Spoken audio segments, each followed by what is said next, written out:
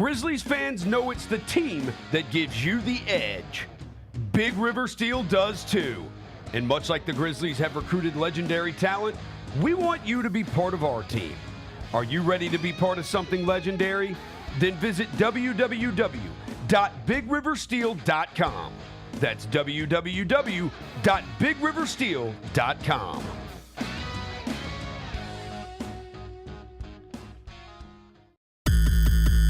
Norris one-handed on the feed! If you go to a hustle game, you're going to see a very fast-paced game. A lot of action, both offensively, defensively. Nice rejection right there. In a great environment at the Landers Center. You could bring family there, kids are running around. Down the lane and one for Zion Poland. And then you're going to see a lot of talented basketball players competing at a high level.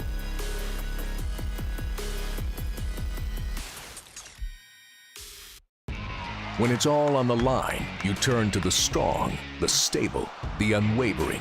To those with a history of raising their performance, to meet the moment. It's true in basketball. It's true in banking. Grizzlies checking from Pinnacle. Play hard, bank easy. Open a Grizzlies checking account with at least $100 and a recurring direct deposit by August 31st, and you could receive a $200 direct deposit bonus into your account. Details at grizzliesbanking.com. Member FDIC. Sonic Radio. Welcome back to Sonic RNDIO. That spells radio with me, the CIO. This just in, the new Sonic $1.99 menu lets you build a crave-worthy meal for just $1.99 an item. Whether that's a creamy shake, crispy tots, or a quarter-pound double cheeseburger. This just out. Ostriches. They're mean, not very cute, and in my opinion, way too big for a bird. Don't miss the Sonic Fun 99 menu. 5 items, always $1.99. Live free, eat Sonic. Tax not included. See menu for details. Thanks for showing up, Memphis. Nothing compares to catching your Grizzlies IRL. And that all starts with buying tickets at Ticketmaster, the official ticket marketplace of the Memphis Grizzlies and the NBA. Ticketmaster gets you to the game so you can catch every highlight. Put that jersey collection to use for the next game and get Grizzlies tickets at Ticketmaster. Whether they're here at FedEx Forum or on the road, Ticketmaster's got your back when it comes to scoring tickets. And there's no better brag than saying you saw it live. Can't wait. It's time to get it popping. It's going to be crazy. The fans are going to be loud. We need just energy. Behind the back to Jerry for the flush. We're going to need, the Forum rocking. We're going to need, everybody in Memphis to be out there to come to support. When the fans are good, we're good. Simple as that. A Bane three. Yes, sir. Desmond Bane with ice water in his veins. We'll ride the energy together. Kroger shoppers and Grizz fans, one exclusive last-minute discounted ticket deals takes it straight to you during the Grizzlies 2024-2025 season. Sign up with the new Kroger Buzzer Beater deal. Fans can sign up by texting Grizz to 636-479 or visit your local Kroger store in the Delta Division and scan the QR code. By signing up, you agree to receive recurring automated promotional and personalized marketing text messages from the Memphis Grizzlies. Consent is not a condition of any purchase. Message frequency varies. Message and data rates may apply. A night of comedy with Sebastian Maniscalco and Jim Gaffigan. Now, is this a family? Is this your mother? Where is she? Is she in the crowd? You don't know where your mom is. The mom's up there. What kind of family is this? I'm sorry. Sebastian Maniscalco and Jim Gaffigan. I went ziplining for the last time. What is wrong with us? Would you pay $200 to feel like you're about to die 6 times? Live in Memphis. FedEx Forum, Friday, February 21st. Get tickets now at livenation.com.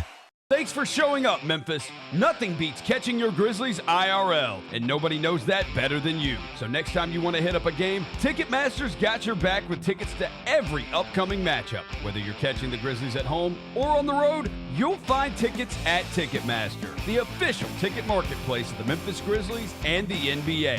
Keep putting that jersey collection to use and get Grizzlies tickets today. There's no better brag than saying you saw it live. See you courtside again soon, Memphis. Are you aware of the story of Larry Brown and John Calipari coming to see you at an AAU tournament? I knew Coach Calipari was in the crowd. I had this incredible game. I had maybe 17 dunks in the first half or something. One of my guys was like, "Yeah, I think Coach Calipari was speaking with one of the NBA scouts, and they're saying, yeah, you're not going to go to college, bro. You're going straight to the league." I was like, "That's the plan, but if I don't, I definitely want to go to Memphis," and that's how I went down. The Gary Parrish Show, live on weekdays at 10 a.m. on YouTube at Grind City Media and the official Grind City Media app. Live from downtown Memphis, this is the Chris Vernon Show on YouTube at Grind City Media and the official Grind City Media app. Now, here's your host, Chris Vernon.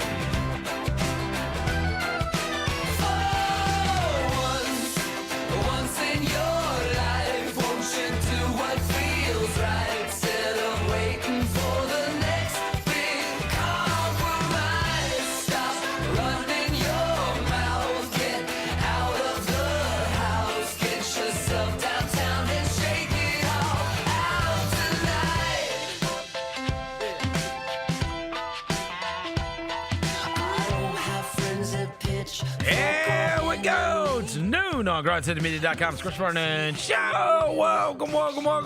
It's a Tuesday, February 18, 2025 edition of the show. Today on the show, Devin Walker's going to join us from not San Francisco, a new place, to tell us what he's got going on tonight, as he will be at one of the big college basketball games that are going on that is very important to a Memphis Grizzlies player. I was out over the weekend, watched all of the All-Star festivities that I possibly could. I've got thoughts. Appreciate Roser filling in for me yesterday, and we have a couple days left before there are games that are about to start back up. We will go over the weekend that was. We'll hear all of the sights and sounds as Devin was boots on the ground in San Francisco to witness it all in person. It's a Tuesday. It's freezing outside. Smile. Let's do it. Turn it up.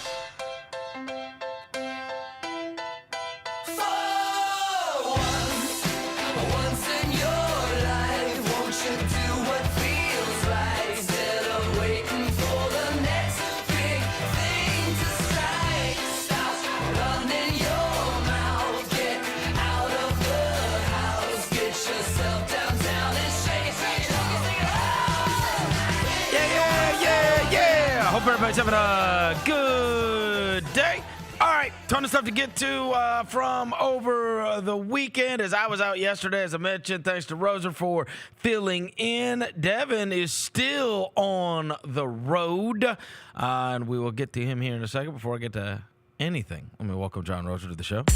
John Roser, a.k.a. the Cologne Ranger, the Body Spray Bandit, Senor Sack, Johnny Backball, Johnny Bearcat, the Grim Roser, John Asparagus, Johnny Neck Harp, John Lance, Yogi Roser.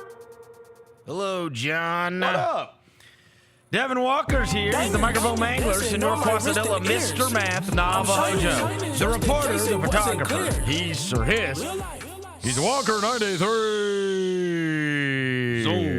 Zoom. Yo, what up? What up, all right.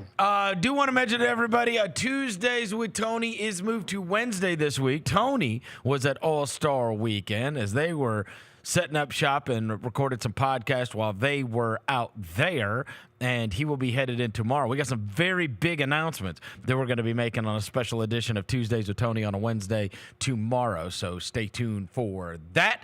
All right. Before I get into everything that we're going to get into, I do want to mention, so last week we were off on Friday, and then yesterday I was obviously not here. My kids were out of school on Friday and Monday, and it sounds like they might get out of school at the end of the week too. So this is kind of a crazy week with there's supposed to be snow coming into town.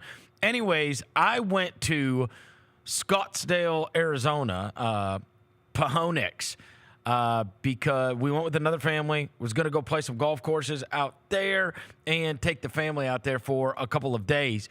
Went to the airport early on Friday morning, and there I am at the airport at Memphis International, and I'm going to the desk to check us all in, and who is in front of me but one Taylor Jenkins. And I talked to him for a little bit. He was like, let's just say, very happy he did not have to participate in the All-Star festivities. I even said to him, I said, hey, shout out to Mark Dagnall, huh? Right? Because if you're in first place, you have to go and do all that. He had to do it as a Bucks assistant, he said. He's like, I had to do it when I was a Bucks assistant. He's had to go to All-Star a bunch. And so he was going to get to go away for a little bit. Saw Brandon Clark. He was going to get to go away for a little bit. And then last night, as I was headed back in, like super late, we flew in super late. I was on the same flight with Brandon, and then walk in, and I'm going to baggage claim, and our boy Scottie Pippen Jr. is there, sitting there waiting for his bags. And I think he said he had been to L.A. or something. He's like, bro, I've seen like 6 of my teammates at the airport. So everybody was just outside of the ones that had to go to All-Star Weekend. Everybody spaced out, took some time off, but they were getting back in town because obviously they've got a few days before they're. I guess they'll go to Indiana tomorrow.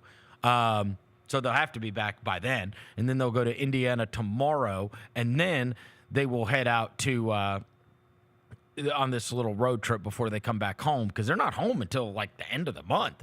I guess one player that's going to have to go straight to Indiana, which is interestingly enough, his home is Desmond Bane. Where you are now, you are not in California anymore, right, Devin? You are in Dallas, Texas? I am specifically, Vernon, I'm in Fort Worth, Texas. Fort Worth? Make sure we keep this specific because I've noticed, I walked around yesterday, bro. I realized the margin between Dallas and Fort Worth is bigger than the freaking Mississippi River, bro.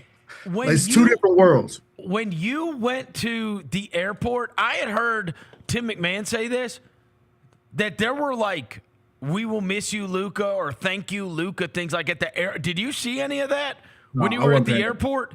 I was really like not paying that close attention. Oh, you weren't paying attention. I was trying to find my damn Uber, bro. My Uber was lost, bro. I got to tell you, look, I was in, when we were in Phoenix, we went to one of the malls there. They have like the most unbelievable mall I've ever been to in Scottsdale, Arizona. It's called Fashion Square, right? So I was walking around. I walked into one of the sports stores.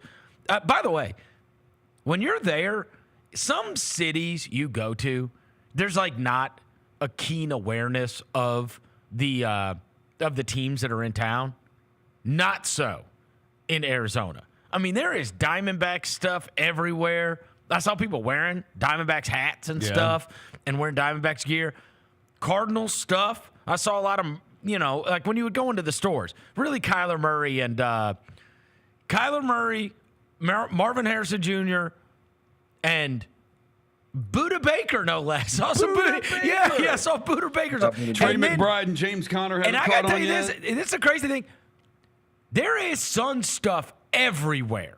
I mean, everywhere. You walk through the airport, you walk to the stores are just loaded with it, like the Valley jerseys, and they have jerseys for everybody, and like there's Suns gear everywhere. Like, and people are wearing it. I was going to say that's because nobody's buying it now. No, I asked a guy there who's like a big Suns fan. He's like, it got dark. He's like, I actually went. He's like, where are you from? And I said, Memphis. He goes, I saw the Grizzlies last week. He goes, I went to the game against Phoenix. And I was like, oh, yeah. And he's like, you guys were really good, blah, blah, blah, blah, blah, whatever. And then he says, I don't know why we're not good. He's like, we got 2 awesome players. He goes, I don't know why we're not. And then he got like real dark. And I was like, all right, I don't want to talk. No. I'm sorry, man. Just wait till they trade him. I'm sorry. I don't want to see that guy again. But anyways, the original point was this. Those sports stores is the first time that I had this like feeling. And I was like, damn, man. You walk into like a Lids. You walk into like, they had a bunch of sports stores in this mall, right? Every clearance rack just filled with Luka Dallas stuff. You don't realize how much Luka Dallas stuff is even in a place like Phoenix until you walk into a sports store and the whole clearance rack is 77 Doncic. I mean, jersey, shirt, jersey. I was like, damn, man. It's tough. I mean, you want to talk about a jersey you never thought you'd see on a clearance rack? And this was filled with them. So I need you to bop around Dallas a little bit today, Devin, and just see. Hey, look, I was Fort Worth. I'm in because I thought I was gonna be closer to Dallas too. I am in Fort Worth, Texas, and I'm telling you, bro. Have you ever been to Fort Worth? No. Respectfully, and this is no spot on Fort Worth, bro. It is the second most Texas city I've ever been in, other than San Antonio. Oh, like San Antonio is super Texas-y. Yeah, so like Dallas is more of like a city vibe, like bop Yeah. around, you know what I'm saying, vibrant. Like you might see Lucas stuff, bro. I walked around, it's like cowboy hats and like cowboy boots, and there's no balls, there's no like bro, there's nothing here, bro. There's nothing here. I went to go eat at a place yesterday and I was like, so like what's going on around here? They're like, yeah, we just kind of just like we just hang out and, you know, we go to like little rodeos. And I'm like, what the hell am I walking into? Oh, wow. Have you seen any brothers? I've seen, one was my Uber. I've seen a couple. Yeah, I've seen a couple just like hanging out. Zion?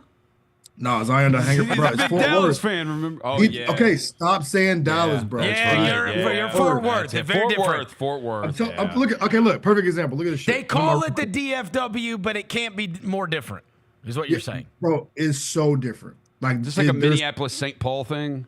They're so separate, bro. Like, and I was talking to one of my friends that lives in Dallas, and she was like, yo, yeah, like nobody goes to Fort Worth. If you live in Dallas, you'd stay away from Fort Worth. All right, so here, the reason you are there that we need to mention is they are going to put Desmond Bane's numbers in the rafters tonight at TCU, right? Yeah, he get his jersey to retire tonight at TCU. They play number 9 Texas Tech, which should be a good game. Dez is here. I don't think he's in Fort Worth. I think he's in Dallas too. But yeah, his jersey's gonna get retired tonight at the TCU game. So I'll be there. That's why I'm wearing purple too. Shout out our boy Tutu. Well, and Texas Tech has had they've been one of the great stories in all of college basketball. This guy, Grant McCaslin, who they said needed to have this great year, is having a great year. They are 7th in the KenPom rankings. So 20 and 5. They got a really good thing going with Texas Tech. So obviously, if TCU could somehow pull an upset tonight, that would be enormous for Jamie Dixon and TCU. But this is going to be Dez's night. They are going to be, I guess, raising up his jersey. What number did he wear at TCU? I don't even remember. Number 1? Oh, that's cool. Oh, that's cool. Do you know if there's anybody else in their rafters? I think Kendrick Williams, I believe. Kendrick Williams? He plays for Thunder. Didn't Kurt Thomas play there? Kurt Thomas did play at TCU. Dude with the shag that plays for the Thunder. Oh, yeah, Kendrick Williams. Yeah, he got the little shag joint. Yeah, he got the little shag haircut. Does he got his jersey retired? They do not have. They do not. I'm looking at their guys that have played in the NBA. Yeah. It's Desmond Bane, Damian Ball, who just got his first points for the Hornets before the All-Star break, former Tiger at TCU. Scotty Brooks. Wow. And Kurt Thomas, as we mentioned. The other one that Chris, you would know, Dev, I don't know. Do you remember George McLeod? Yes. Yeah. The rest of these guys, I don't think you would know. Kenrich Williams, as you mentioned. All right, hold on now. I am going to go. They actually have this listed. Retired numbers.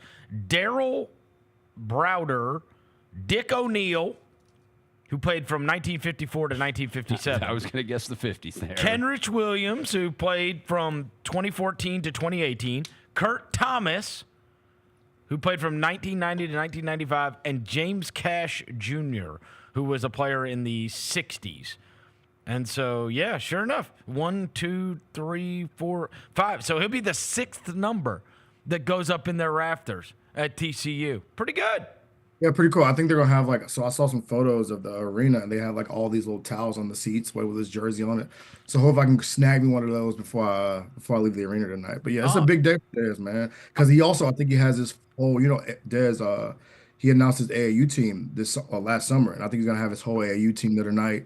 It's gonna be a whole kind of celebration for Desmond Bane. Oh wow! All right. So we need to go back in time. You weren't on with Roser yesterday, right? No, he was flying. All right, take us through San Francisco. I want to hear about it because I'm going to give my thoughts on all this stuff. First things first, the Rising Stars night on Friday night, I actually got back to the room so that I could watch this. I was with my son and one of his buddies wanted to see it as well. And obviously I wanted to see Jaylen and Zach Edey. All right, let's just start there. I was super entertained by Rising Stars night. Like, I liked it.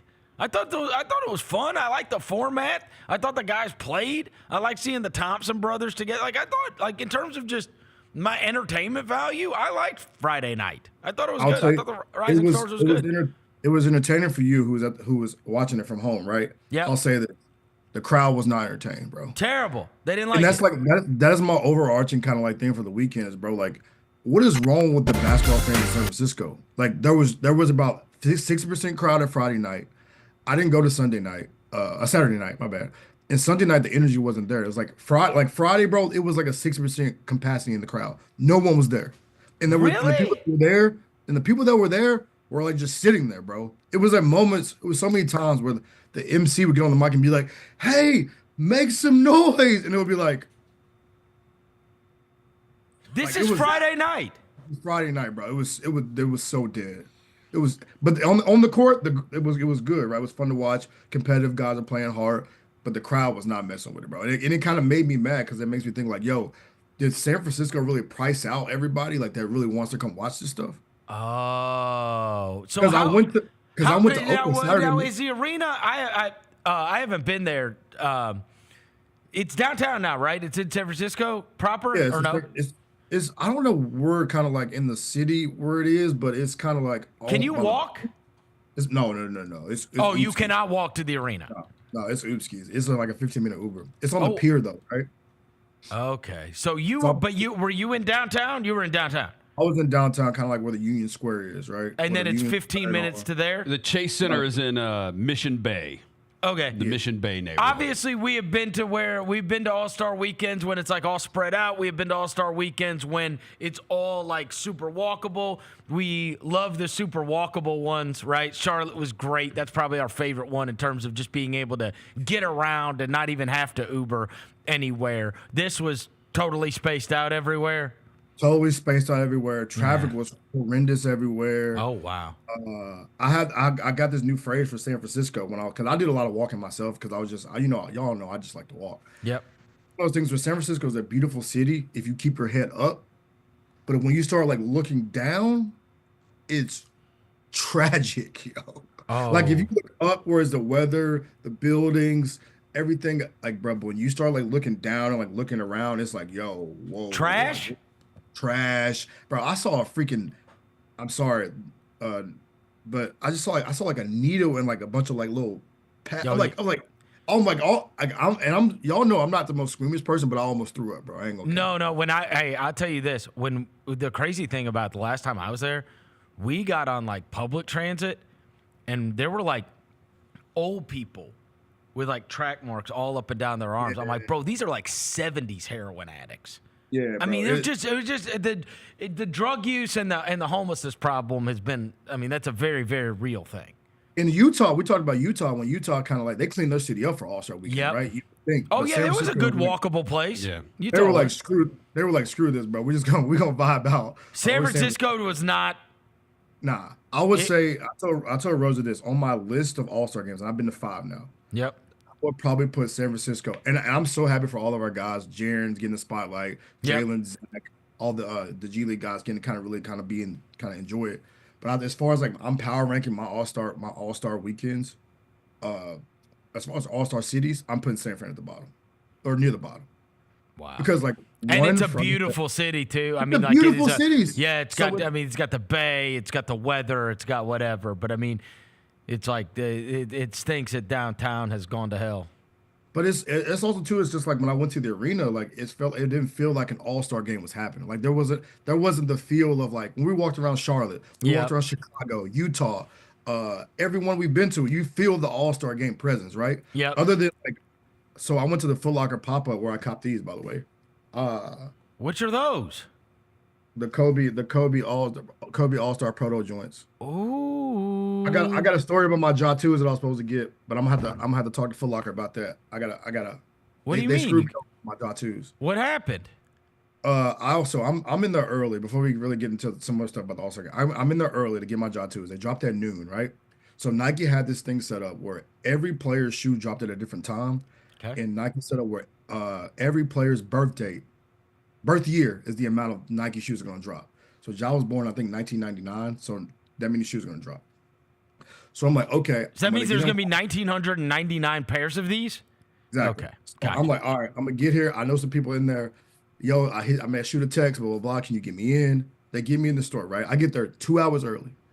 I'm in there kind of just bopping around, just kind of like seeing everything. Foot Locker, dope setup, by the way. They got everybody has a setup from Anta with Kyrie to Adidas with Anthony Edwards to LaMelo with Puma. It's all set up in this Foot Locker. Dope setup. Nike. Ja has the biggest setup as far as the Nike go, by the way, just to let you know. I'm bopping around. It gets to like 11:45, right? And the shoe drops at noon. I go up to a guy. I'm like, hey, bro, when this Ja drops at noon, can I just ask you for a pair of 10.5 and you can just go get it for me? And he was like, nah. And I was like, huh? And he was like, nah, you got a wristband? And I was like, a wristband for what? And he was like, you got to have a wristband to get the Ja 2s. And I was like, bro, I've stood in this store for 2 hours. So you tell me if I'm already in this damn store, I can't get the shoes? And he was like, nah, you got to have a wristband to get them. You got to stand in line. You got to be one of those people standing in line that waited for them. I said, oh, no. I said, so my homie guy got me in here so I can stand here for 2 hours and now I can't buy the shoes? He was like, nah, you got to stand in line. And I said, I bet. I leave the store, Vernon. Kid you not. Leave the store. This is the ones with the diamonds on them. So two drop is one. It's the scratch with the diamonds that were $250 and the ones with all diamonds that were $500. I was gonna get the scratch joints for $250.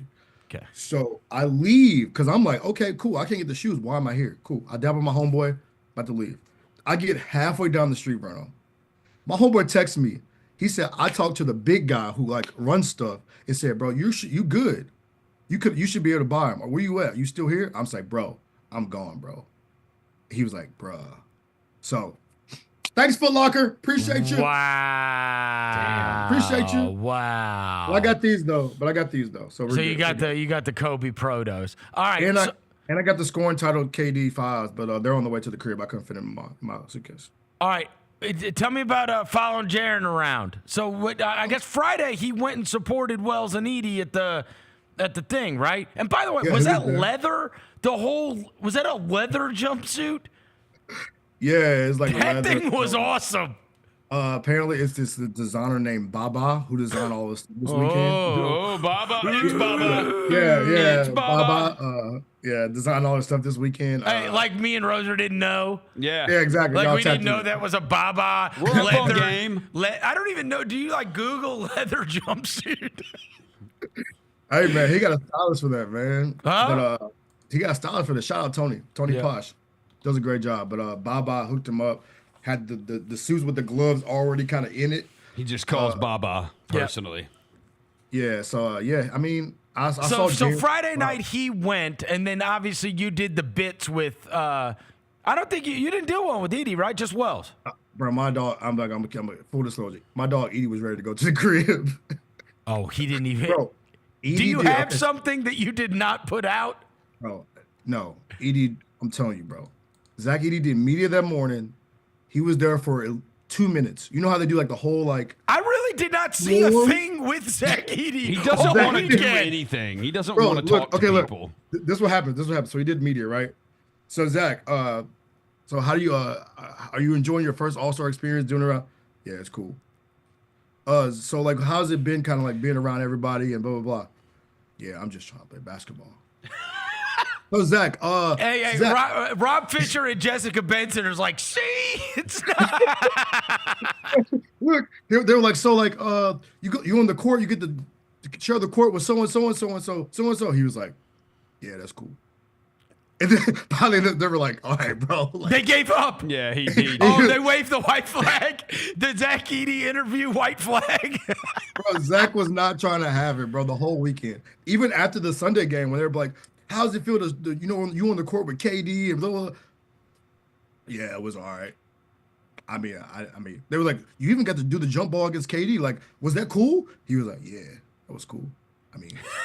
Oh my God. He looked at me afterwards. And said, bro, I'm ready to get out of here.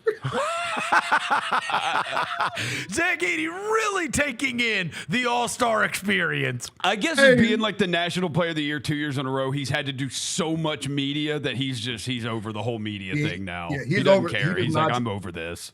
He does not care about how you feel questions. He doesn't care about taking in the moment. He doesn't care about this. Like, Zach is ready. Which is the complete opposite of Wells. Wells was great with you. Yeah, he was fantastic. And even some people hit me up. They're like, bro, you got Jaylen to talk trash. He never talks crazy. Yeah. But it was cool because it's the crib for him. He's from Sacramento, which is an hour away. So he went and he was wearing like the special shoes. I noticed in your interview. You mentioned the special shoes he was wearing for Sonoma State. That was cool. Yeah. So it's right down the street. So he had everybody there for him, like want to talk to him. They want to do interviews for the local news stations. And Jaylen was down to answer everything. At one point, I was like, bro, Jaylen, can you stop answering questions? Wow. But he was great. Jaren was great. Saturday, Jaren was super busy. I barely saw Jaren. And y'all know Jaren's my guy. I barely saw him. He was the whole weekend. Bro, he was They doing keep podcasts, them super busy. Appearances, podcasts, this and that. I'm like, bro, he was bouncing around. But I saw him at I will say the one event I did get to see him at was a Foot Locker event he did. He did a Q&A. His whole mom was there, auntie was there, my whole family. He had a cheering section, and nobody's more happy for her son than Miss Terry Jackson. Bro. Oh, I know. She was at the Foot Locker event, like, yeah, and Jaren's like looking like, bro. But so yeah, it was cool for like to see Jaren kind of really get kind of like pushed into like the forefront a little bit. Yep.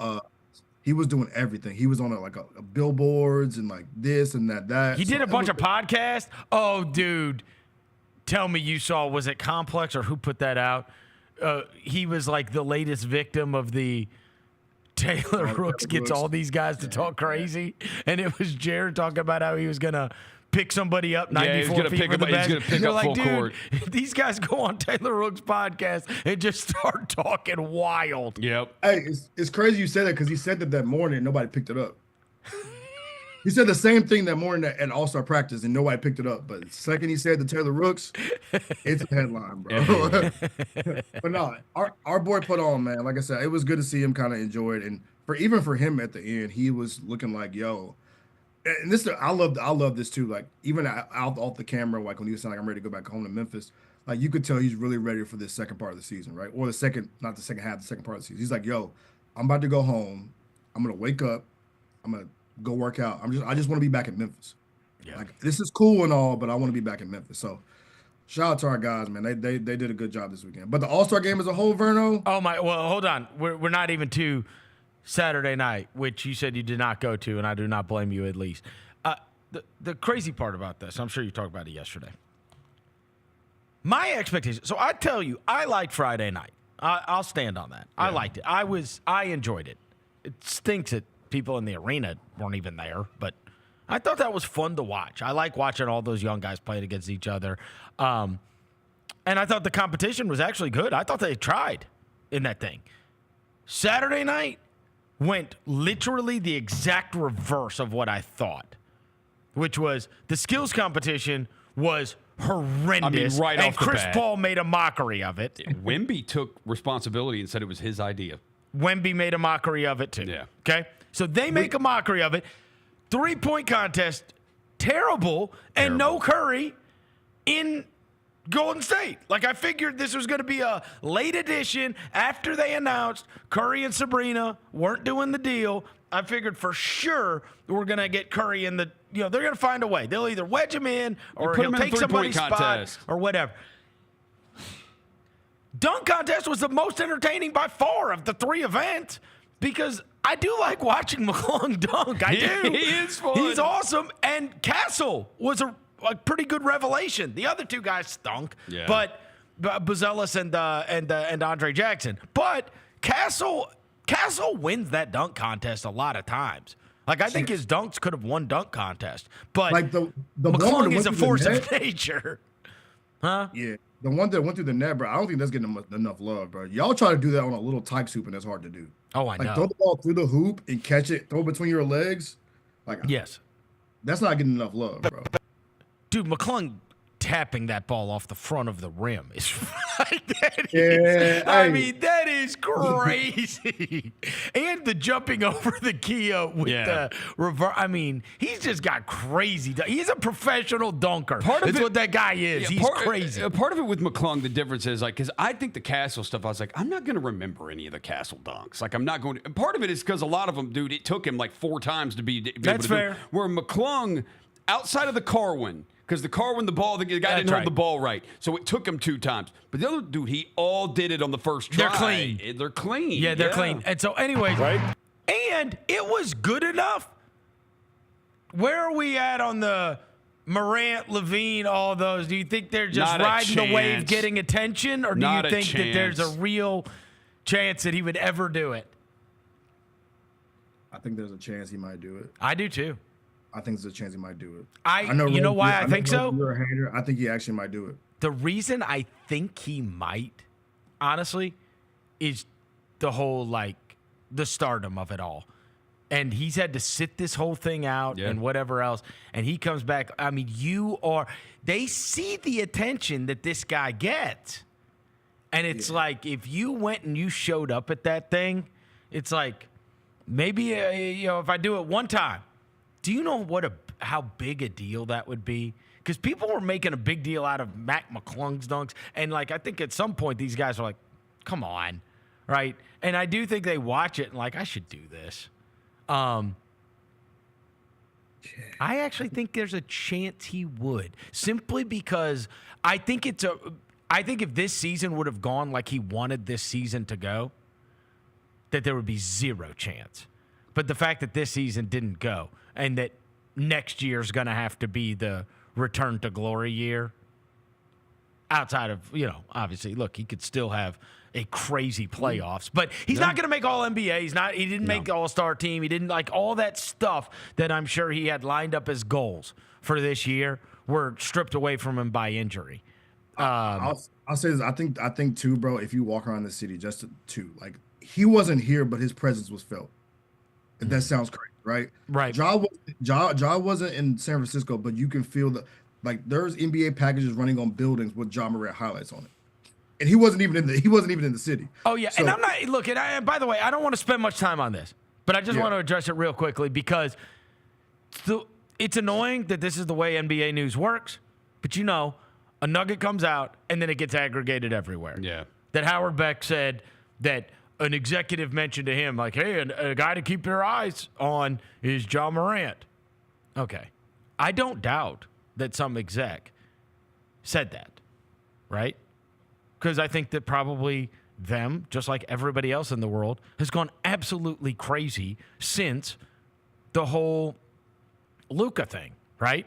It's like that would be written off immediately, but now the Luka thing has caused every single possible player that could be mentioned can be mentioned and it can't just be written off as nonsense immediately, right? For years, we would just write this stuff up. I'm telling you this. It is nonsense.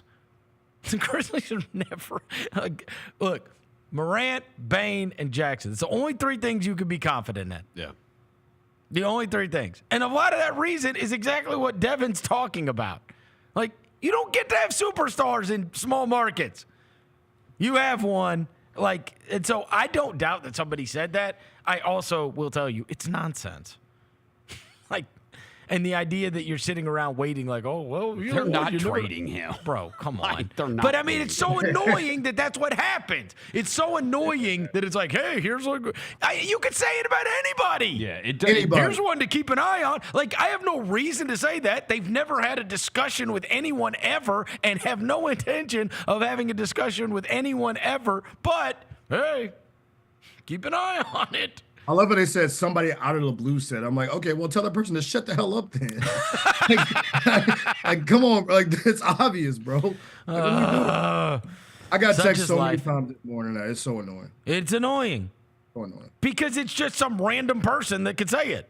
With no reason to say it other than pontificating to, talking to somebody. Wait, what if that ever happened? Hey, here's one you might want to keep an eye on. Well, it would be different if they had ever had a discussion with anyone ever, but how many times do they have to say Morant, Bane, and Jackson are it? You can talk about everybody else. If you want to talk about anybody else, you can talk about anybody else. But that's the guys. And we know all of us know they're all about selling tickets around in the organization. Man, what? The dude is box office, bro. You don't Thank God Nico Harrison doesn't run our team. I'm saying? Like, the dude. This guy has made everybody crazy. This is, I promise you, these are the repercussions of that. Everybody would just write that off. They'd see it. They'd be like, shut up. But because of the Luka thing, nobody can say shut up anymore. Yeah. And so everybody aggregates everything. It's like, hey. Like, you would just be like, yeah, whatever. Hey, what we're going to tell you. Nico Harrison has had a profound, horrible effect on NBA news. Yeah, profound. He's Go to hell. Terrible. I know, because it's the kind of thing I'll get home today and my son's going to ask me. I'll be like, oh, yeah. It's nonsense. Yeah.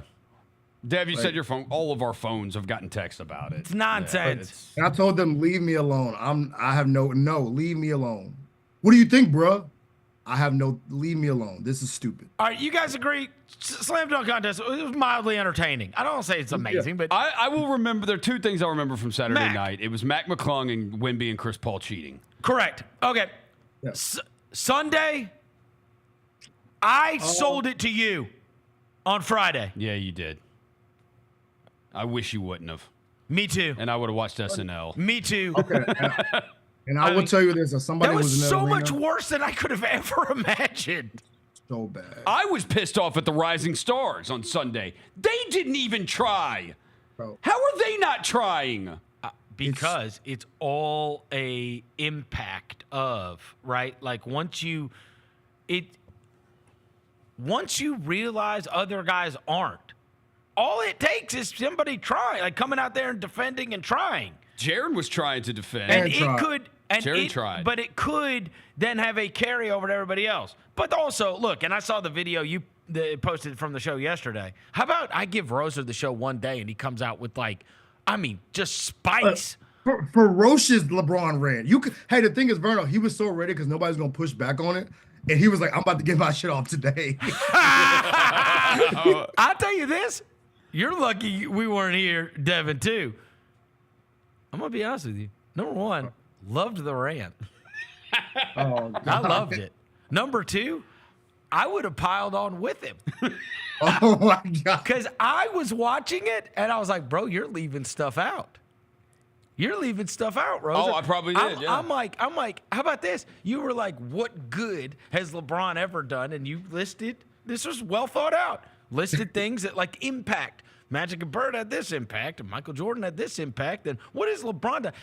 That's where I would have piped in. I should have been your co-host. I would have piped in and said, actually, he has actively made everything worse because of the player empowerment, guys wanting to team up on teams. His impact has been terrible. I did bring that up. That was later. That came later in the rant. But yes, that was in there. Not only has he not made things better, LeBron's league is the worst. Yeah, come on, bro.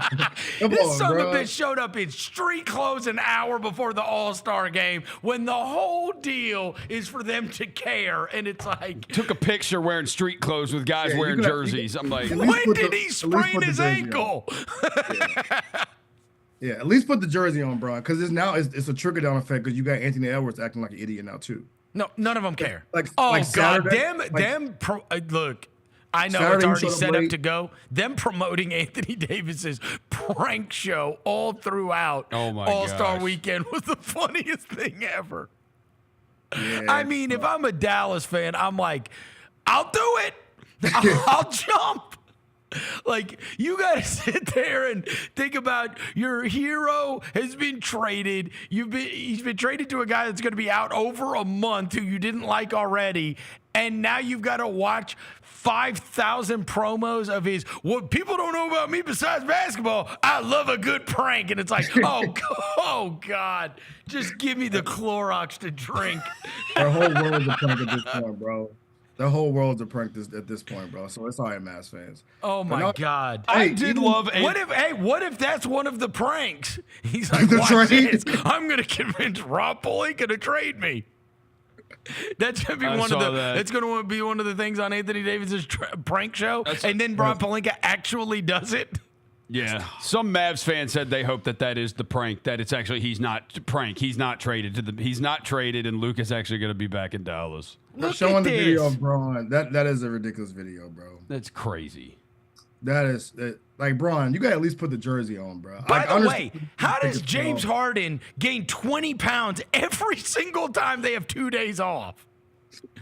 How fat did he look in the All-Star game? You're hanging out with little baby, bro. Was it Curry that threw the ball ahead to him and like Harden couldn't get after the ball and like went out of bounds? He's like, he looked like a real OG. Yeah. I was like, hey man, you took it too far. He's being that Legends game you were talking about Friday. You took it too far. It looked like damn Baron Davis out there. Real pops. Like pops out there, boy. But oh, bro, hey, like Braun, you gotta be better, bro. Like I said, LeBron, you gotta at least put the jersey on. And then how can you expect everybody else to care if you're like your face of the league makes a mockery of it? Yeah. Yeah, that's tough. You're never gonna get people to care. And also, if you wanted to know, when LeBron's gone, who's going to be the face of the league? It's not going to be Anthony Edwards because he clearly said he didn't want to be. Bro, look, Sunday. So Anthony Edwards, right? Somebody told me Anthony Edwards, first of all, confused his injuries, by the way. He forgot he mixed up his injury story. He told one person he was sick, and then one person that his groin was hurt. Two, the people that work with the team, they were like, bro, we didn't know if he was gonna show up or not. Like they said Saturday, they were sitting in the locker room just waiting for him to show up. They're like, it's Saturday. Everybody's out there practicing, Ant's not there. Like he just showed it's like what is going on? Oh my god! And then Sunday he went out on the bench. Like he was just they were like, bro, it was a disaster for as far as they go. I was like, bro, wow. This is what I mean with Ant. I love Ant to death, but he too real. He don't. Yeah, exactly. He falling into these little patterns where it's like, come on, Ant, bro. Like you still represent Adidas. Come on, bro, get it together. But yeah. And then, so anyways, the whole Sunday thing was an absolute mockery. And then what it leads to all over again is everybody going, how can we fix all three? You know what I mean? It's like, what, like hockey's doing awesome, and like this is awesome, and this is awesome. And it's like, I will say, after with what's happened with hockey, and again, you're not going to get guys to care like that. I mean, these guys are like fighting each other in the hockey thing. Like it's gotten a lot of juice now, right? With the United States and Canada playing, like everybody's going to watch tomorrow night because of this thing, right? I do think Giannis's idea, like maybe you could if you did USA versus the world, because we do love the Olympics. Maybe we like the FIBA thing. I don't know if we got enough players, but like. You know, almost like how I will say it matters greatly to the guys in like golf, you know, in the Ryder Cup every year. And it matters when we do all these. We all always get behind all these international competitions. And so maybe if you took some pride in like USA versus the world or something like that. They used to do that with the Rising Stars years ago, right? Yeah. With the whole USA versus the world. Jaren's first All-Star weekend was USA versus the world because it was him on one side and BC on the other side. I think the problem is you probably have a really tough time getting it going because the world is like Shea, Luka, Wemby, Jokic. Like we got a problem. Like maybe they don't want to do USA versus the world because we know this is not in our favor. This is not going to be in our favor. This is the proliferation of the global game is that they're all the best players. Yeah, and Wemby, but the thing is, like the international guys don't really try in these games too. Yeah, so right. They're usually the ones that be like, all right, whatever. Like Jokic's and the Lukas, they don't really care about the game. I will say a conversation I heard a lot this weekend, and Jaren brought it up, Kyrie brought it up, is the one-on-one thing. And we know how proud for NBA. If you put an NBA player mano-a-mano, one-on-one, you know, hey, bro, it could get spooky. So maybe that could be something that you can bring up to like make people care. Like, yo, it's one-on-one. Let's go. I don't know, man. I think their egos are too big. Embarrassed. And the other thing is, I thought about this the other day, where it's like, hey, I know everybody wants the WNBA to get the credit it deserves, and the WNBA is like, you know, that it's like it's not just Caitlin Clark and all this kind of stuff and whatever else. Bro, I watched that video the other day. Breanna Stewart's what? How many time champion? How many time MVP? Or what? She's high level, like top 5 player in the league right now. And she's like a multiple-time MVP, multiple-time champion. Yeah, she got skunked in the Unrivaled.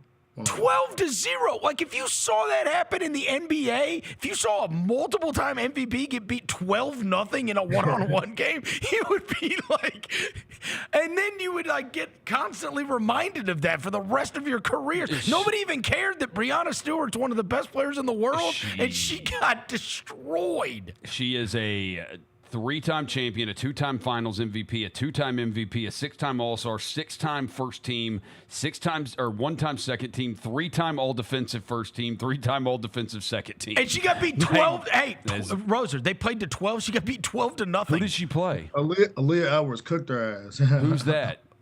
She plays for the Mystics. She's a 0-time MVP. Not as good as Breanna Stewart. Okay. She was super cold at like UConn. Like she been getting her. Hey, Jaylen said they asked the All-Stars if they would do it, and he's got their responses. What do you think about the idea of doing a ones tournament here? I mean, it'd be fire. Would you put yourself on the line and compete in a one-on-one tournament? Hell yeah. Would you be interested in that sure. at all? Would you actually compete in it? Yeah, for sure. If I had the chance to play one-on-one with anybody, I would love to do it. I'm open to it. Yeah, when there's smoke, there's fire, and that's that fire in one-on-one. The women have been rocking it with the one-on-ones and the Unrivaled. Do you guys see a one-on-one tournament at All-Star sometime soon? Are you guys going to man up now that the women have showed you the way? They've definitely paved the way, and it was fire, too. I'm not going to lie. I mean, I think it'd be dope. Do I think we do it? I don't know. Y'all too embarrassed? What's going on? I don't know. I can't speak for everybody. I don't think anybody's embarrassed. I just think that there has to be an appreciation there first of what you do. Because you got to commentate it a little bit differently than you do 5-on-5. There's an appreciation for seeing a 1v1 matchup that I think goes beyond just what the traditional space is now. So maybe if we create that, I'm with that. It'd be fun. It'd be fun. All right. I would love to do it. There you go. Okay, I like it. You would love to do it. All right, James Harden says he's in. Kyrie says he's in. I'm gathering guys. We're going to have it. Anytime you could do something like that, put something on the line, I think, all the true competitors would be open to doing it. Of the players in this year's All-Star game on all the teams, who do you think would win a one-on-one tournament? Who do I think will win? Yeah. Including myself? Including yourself. Me. It don't matter. I'm winning. Come on, really? I'm winning. It don't matter. You got Kai and KD and Steph, and I mean, you can keep going on and on. Somebody like Bron, people gonna watch it. You got to bring your A game. You got to bring your moves out. So I think people will love that. All right, can we get it? I mean, she's got enough. She's got enough. Yeah. And like I said, even like Jaren, like somebody asked Jaren about it, and Jaren was like, he's like, yeah, we can play soccer. I don't care what it is. We can play one-on-one. And someone asked him if somebody you want to play against. He said, I don't care. Let's play one-on-one. I'll cook everybody. Let's play one-on-one. Oh, you could have like a 16-man bracket. Yeah, you could do guards and big men. Yeah, guards and big men have their own. Evan Mobley, like a bracket. Versus have a 16-man bracket, like the 12 or what? Or no. I guess you could have because you got 24, and then if you even want to add in some of the rising stars or whatever, but you're probably not going to get that many guys to do. Everybody's not going to do it. So whatever, you could have an 18-man bracket. Because he's still cold and has like the best handles ever. But like, man, if they did this like 4 years ago, 5 years ago, Kyrie, holy crap. Morant would be amazing in it too. Morant would be awesome too. And the thing is, they do it at Team USA, but they like it's only like a 3 dribble rule. So you put like a 3 or 5 dribble rule, like do it like that stuff they do in the summer. Yeah, like, bro, dudes cook. I would say, bro, we talk about all this about the All-Star game, and I think the biggest thing about this stuff, and I was sitting there watching, like in person. Play basketball. No, it was a horrible. The whole thing is supposed to be a showcase, and somehow they made it worse than the terrible version of it because there was no basketball. No. Just a bunch of. Why did that? Look, I love the TNT guys. What the hell was that? They just stopped the game, and when they restarted the game, dude, I had so much time had passed when they did that TNT tribute. I forgot. What was that, dude? You know what the score was when they restarted it? It was 11-1. So we still got to get to 40. What was that? It was so uncalled for. There's going to be so much time for that. Yeah. I was like, they decided and I love Kevin Hart to death, and they're not going anywhere. No, they're going to be just on ESPN now. So what? Goodbye from this channel. We'll see you next year on a different channel. Like, it's just bizarre. If you pan to the players too, like if you saw the players too, they were like, yo, what are we doing? Well, and you know what? With Kevin Hart, they were like, bro, shut up, bro. Like, and this was also, in fairness, this was the last one that it didn't matter. Because I think next year is NBC. Mm-hmm. Yeah, That it will does. matter. It goes back to NBC next year. And it's also when the TV contract kicks in. Mm-hmm. This was like, who cares if it's crap? It's TNT. What's TNT going to do? Not bid? Right? Seriously. Exactly. Yeah. It was their weekend. You cannot screw up the NBC one. Nah. No. You cannot have that mockery take place next year, your first year on national TV again. You can't. Yeah, all the theatrics and all the No, bull that was crap. your last chance to have it be bogus. Yeah. Yeah, and it was 100% bogus, bro. Oh, hold on. Did you even go Sunday? I was there. That's what I'm saying. I was there. I was sitting there. I was there early. I cannot imagine how terrible that was in person. Bro, it was horrible in person, bro. From the beginning to the end. What is everybody doing during that whole TNT interlude? Bored as shit. I'm telling you, like the crowd. I'm telling you, bro. If I was gonna take a video at the beginning of the crowd because it was Vernon. It was 15 minutes until the doors open, and the building was 60% empty. The intro started when you're introducing your all-stars, and the building's half full. You think it was just too expensive? The first game tips off, and the building's like, it's like, yo, what is going on? Because we went to Oakland Saturday, and this is the point where you say too expensive. Went to Oakland Saturday for the practice, bro. I can see, and it was my first time at Oracle or Oakland Arena. I can see why, bro. That place is a canvas building. The crowd was raucous. They were lit. And I go back to Chase, and it's like everybody's just like. So it was just two different energies. If the crowd bought energy, I think that even with the bull crap, the players would have just kind of got into it some. But it was just the crowd was nice. It was. You sent us that picture when you drove by Oakland Coliseum. Oh, bro. Hey, so check this out. On Saturday, I went and played this place called Greyhawk. They have two courses, Greyhawk Raptor and Greyhawk Talon. Greyhawk Raptor, when you get there, you walk up outside. This is like Phil Mickelson is like the ambassador for Greyhawk Raptor. And both these courses are just absolutely immaculate. You walk up and imagine like, you know how they have like NCAA brackets at places? They have the brackets of all of the NCAA championships.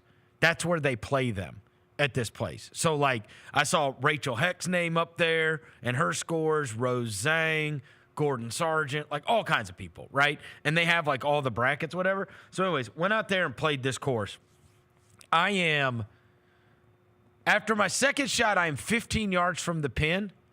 The pin is on like the front right, and it's on like a hill. Bro, every time I chipped it to try to get it to stop, like either on the hill or up or like near the hole, every time I chipped it, it rolled back down the hill. 4 times. I triple bogeyed the first hole, and I was like, okay, let's just have fun.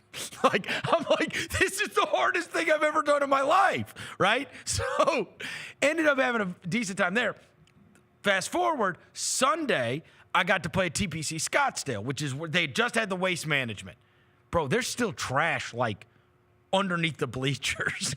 All the bleachers are up. The stadium is still up on the 16th hole where they throw all the crap out and whatever.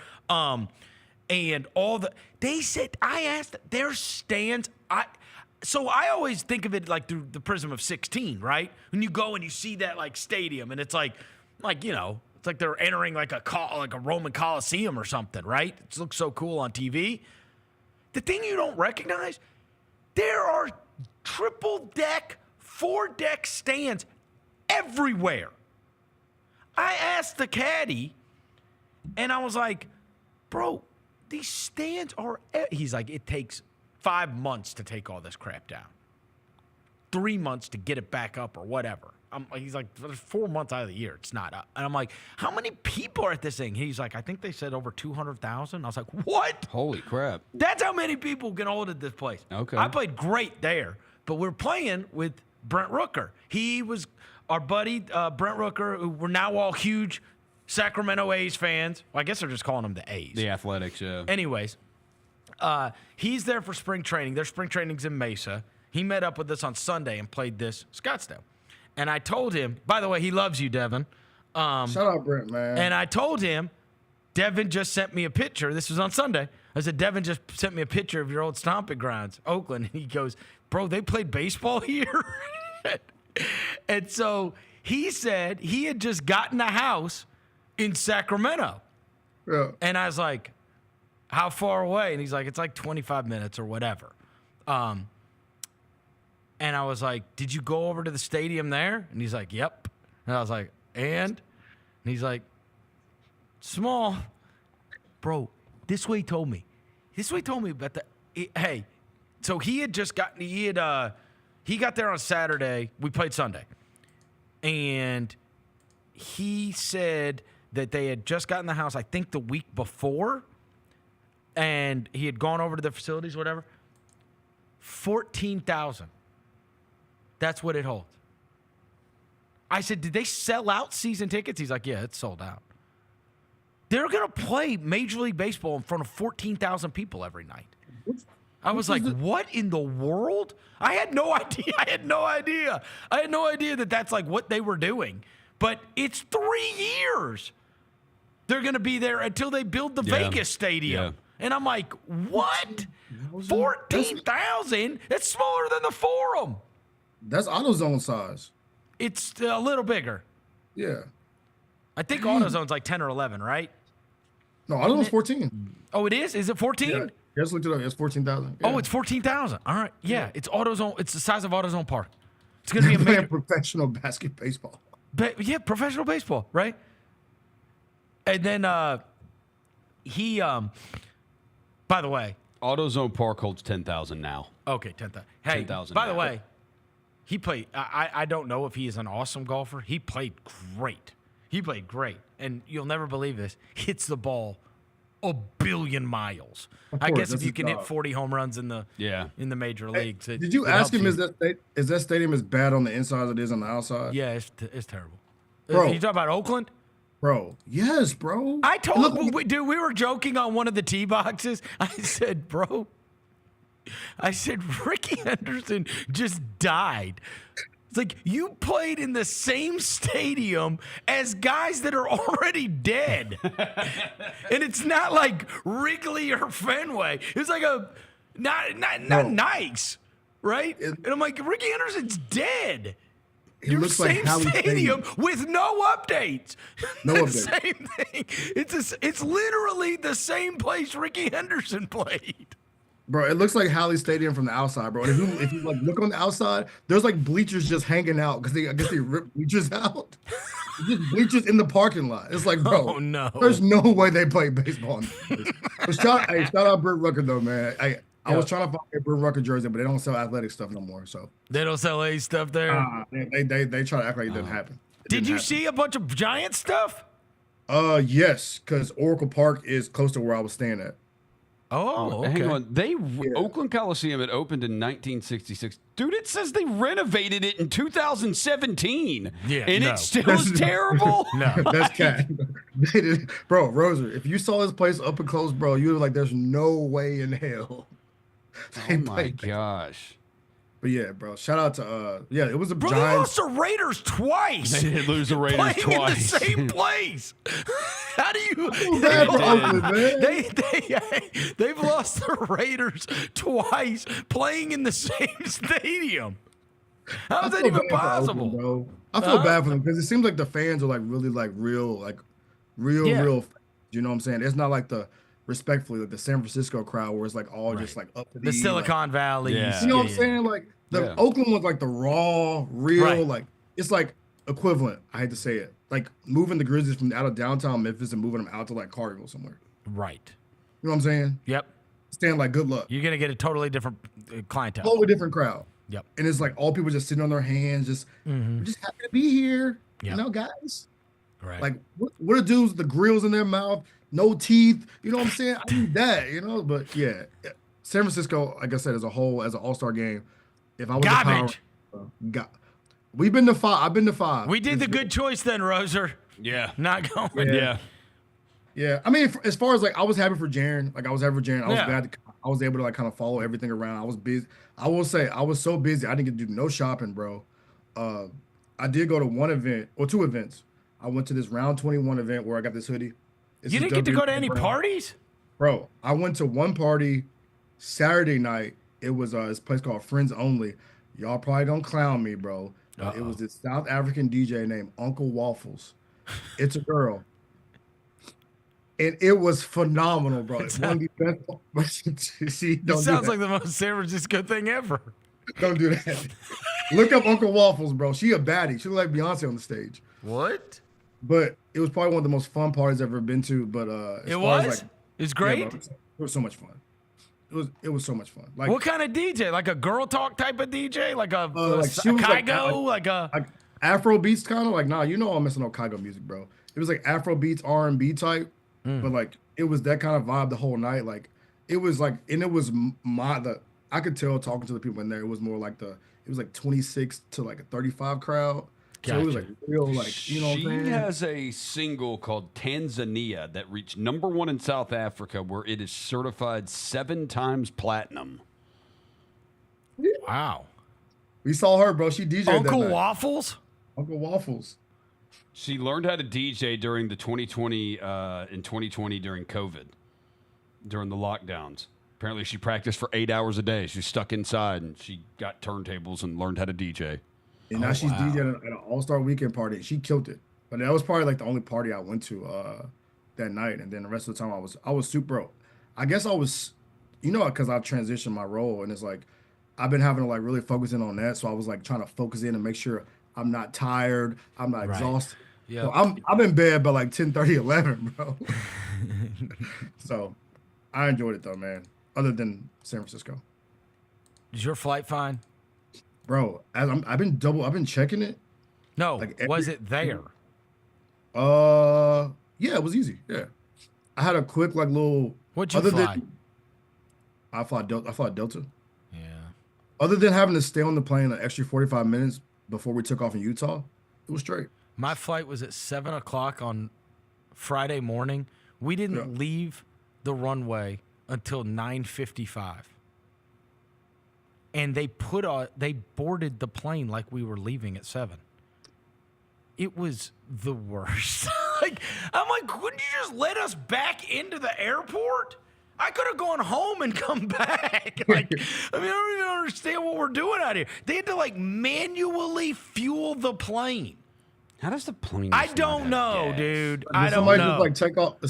You would think gas is like essential, but now you're seeing all this crap about all these plane crashes and everything. So I'm like already freaked out anyway. And then last night, as we're flying back, the pilot's like, "Ladies and gentlemen, we're going to experience quite a bit of turbulence coming up. Probably should only last like 5 or 10 minutes."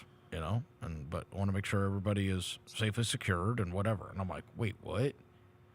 Bro, when I tell you I thought this plane was going to crash, I gripped so tight, like my grip was going to help anything. We hit so much turbulence that this plane is like rattling side to side. Cups, snacks, shit, all flying through the air. People screaming, girls behind me, oh Lord, going crazy. I'm like, this is at like 10 p.m. at night. And of course, you're seeing this stuff on the news all the time about a damn plane crash every day. I'm like, you have got to be kidding me. I was terrified, like absolutely terrified. I'd never been on a plane that like went like that. I thought the damn thing was going to go down. Like that's how bad this was. It was.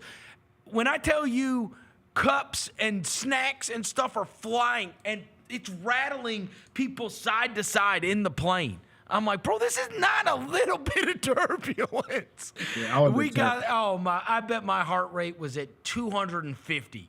I'm lucky I didn't have a damn heart attack last night. I swear to God, every time, I don't want to get into travel shit. Every time I fly American, it is a disaster. A disaster. Every time something happens, either I get stuck or I get delayed. The last time I flew on American, they were about to board us and said they couldn't because somebody either puked or crapped on the plane, and they couldn't clean it up to get the smell out, and it was so bad that they refused to board the plane. I'm like, because somebody either barfed or pooed in the plane. What do you mean pooed know. the plane? I don't know. Like puking, I understand. I don't Like, know. if you get plane sick and you throw up, like that could happen. But like They said they could. They They had have been. diarrhea. For 45 minutes, then they come out and they say, "Ladies and gentlemen, we are not going to be able to clean this up sufficiently for the odor. We're going to have to get another plane." They delayed us 3 hours. Oh gosh. My buddies are in the airport at this damn Mexican restaurant. When I tell you they drank 6 pitchers of margaritas before we got our plane, they were done. I'm like, this is how people puke on this thing. Yep. This is how they puke, because you drink all these margaritas sitting there waiting. Yeah. And by the way, every time you're in that's where I guess their hub is out of Phoenix. That's the American Airlines Arena, right? Mm-hmm. Yep. This is when this is when I know. Every time I've been there. Now, at least last night, though I almost died, took off and landed when it was supposed to. So I'll give it that. But you get to that airport, trust me. I've been 3 times, and every time you go by like where there's like a service desk for American Airlines, there's 700 people in line. I'm like, how is this? Yeah. I'm like, every time. That's when you know it's bad. People just pissed off with bags and stuff. I'm like, every time I walk in here, there's 700 people waiting to talk to the help desk. I'm like, something is wrong. Something is wrong here. I hope I'm not that person right now, tomorrow, Vernon, because I'm looking at my flight for the morning, and it says it's confirmed right now, but it says travel alert. Are you Delta? I am. What is this? I'm American, bro. Good luck. Exactly. Hey, you said all this, and I'm like, shit. I know. Oh, you didn't know. I got an American flight in the morning, bro. I will say, and I was gonna be like, I don't want to be the travel. I don't want to be the travel, bitcher about this. But then I talked to Rooker, and I was like, hey man, when'd you get in? He's like, well, I was supposed to get in last night early, but I got in last night late. And I was like, what'd you fly? And he's like, American. I was like, he goes, I've never been on an American flight that was fine. Oh my gosh. And I was like, dude. Can y'all not put? Hey, good luck to you. I want to make it home, bro. I know. y'all want me to stay here forever? Right now, my flight says I promise you, when I landed in Memphis last night, I was like, why did I come back? Why? It was 75 degrees and sunny. We landed in Memphis last night, and it was 31. I was like, what am I doing? Yeah. Why didn't I should have just taken my equipment. Yeah. Far from the hotel. We don't have a home game for a while. Like, we don't have a home game. Do y'all think I'm going to make it back? And now the kids are going to get out of school for friggin' snow? Yep. I'm like, oh, God. Yep. Y'all think I'm going to make it back? Yes. You'll be fine. You think so? Out of DFW, you should be fine. Okay. Yeah. All right, bro. Because my flight board's at 7:45 a.m. It just it does depend. Like this is when I got worried. They offered us $600 to change our flight last night. Dang. And I was like, up to $600 or whatever. And I'm like, I would consider this, except I don't think you would get me home another time. I don't trust you. Yeah. And if you are trying to get me off this plane because you need to get other people on this plane, that means this plane is going to go somewhere. That was my thought process. That at least means my plane is going to go home if you're trying to. I bet they were trying to do it so that BC could get on it. All right. They got to get him back. They got to get him back. Brandon was on it last night. I think Dad's going to probably fly straight to Indy because he's already up here. He will for sure go straight to Indianapolis. Everybody's saying I'm not going to make it, Vernon.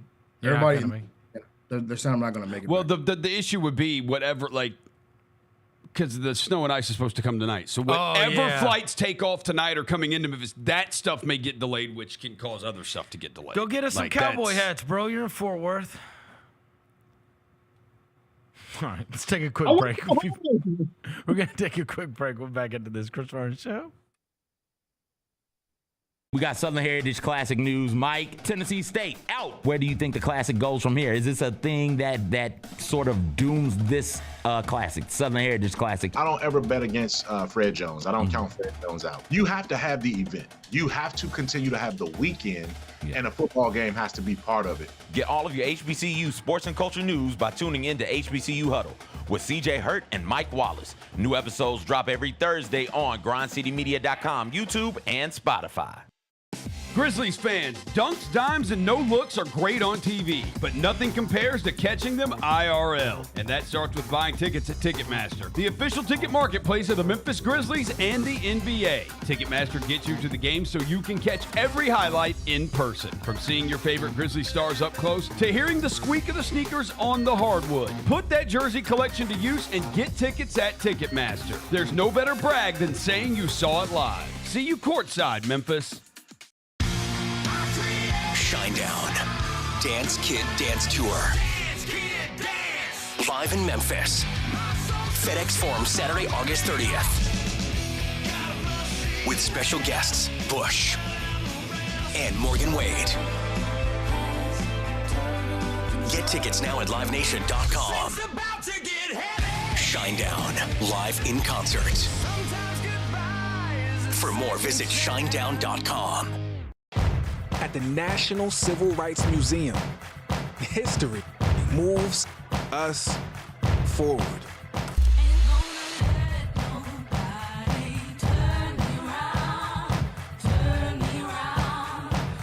The question remains, how does history move you?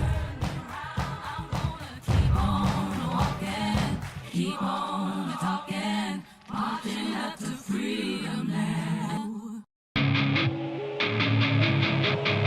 Our fans have a huge impact on our ability to play to the level that we're striving for. Drop off, Morant. Oh! Well, you wanted home crowd involvement. I love those moments where you see our guys engaging in the fans, and the fans just get pumped up. They are standing in FedEx Forum. I would hate to be on the other side with the opposition when FedEx Forum's rolling. That's such an unbelievable relationship that our group has with our fans. Where will Aaron Rodgers play? Gosh. God, I can't believe we're doing this again. You know who it's going to be. Oh. Tennessee Titans. Tighten up. Oh, no. You know they're going to do it. You know they're going to do it. Tune in to the Jessica Benson Show with CJ Hurt live every weekday at 8 a.m. on YouTube at Grind City Media and the official Grind City Media app.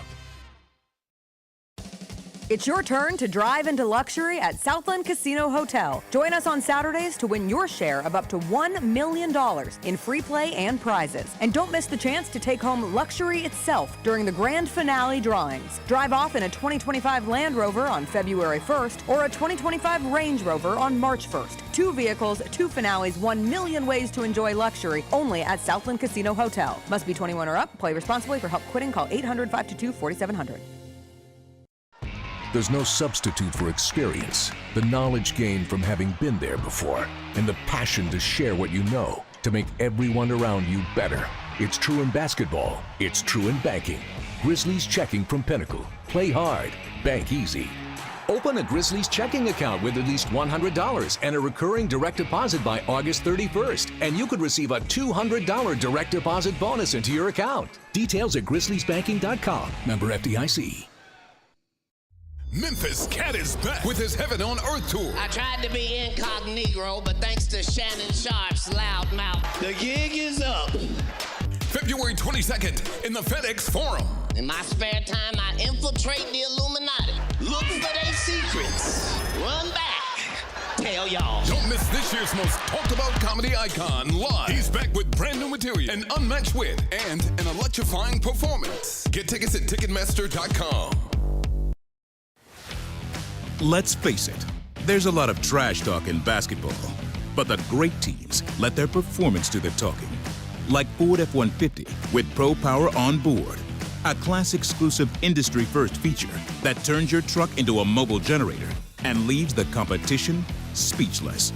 Ford F-150, official truck of the Grizzlies.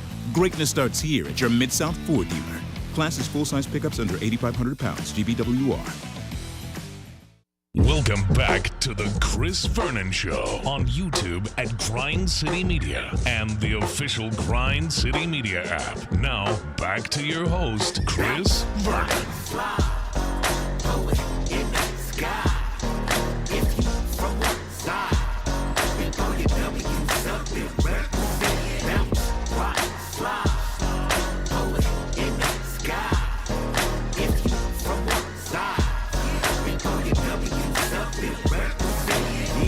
Outside with the G's and the homies. OG fresh out, ducking the police. White t-shirt, locs on, riding dirt. Trick, don't talk to me when I'm counting up money. Yeah, west side, east side, it's active. I just stepped in the party, what's cracking? I just seen the enemies, but they laugh. Yeah, we really with the business. They don't want All right, no we're back. action. Chris Vernon Show. All right, Devin is going to be at Bane's jersey ceremony tonight. His name's going up in the rafters with the number 1 at TCU. So he is joining us from Fort Worth. Me and Rose are here in studio. What time is that thing tonight? And is that thing is it on it says it's on ESPN Plus. Oh, Devin's gone? Okay, we lost Devin. He already headed to the airport. All right. ESPN Plus? 7 Looks like p.m. we could ESPN tune Plus. that in. Okay. 7 p.m. ESPN Plus. It looks like we could tune that in. We All actually right. got college games tonight. Let's Wait. go. Well, we do have college games tonight. Yeah, well, right? last night there's nothing last night. I mean, there's a couple of college basketball games, but for the most part, there was nothing. You didn't watch TGL? Oh, the golf thing? No, I did not. I just read that Wyndham Clark eagled the last hole to win it, and I can't believe I can't believe that you didn't watch TGL. I bet it was amazing. Huh? I bet it was amazing. that was going to be going on. Well, they dropped the final 5 episodes of Cobra Kai, so I've got 1 episode to go. Okay, so here's what I watched. All right. On my way out there, I watched the OJ deal on Netflix. I finished that. The OJ Simpson American Murder, whatever it's called. I don't know, whatever their series is. Yeah, right. It's in the top 10. Because I told you, I mean, that obviously happened so many years, it was 1994. So many years ago. And there's not everybody, and obviously Johnny Cochran has passed away, but like they got some of the defense lawyers. They got some of the prosecuting lawyers, like Marshall Clark didn't do it, but Christopher Darden did. He's in there. Mark Furman does the whole thing.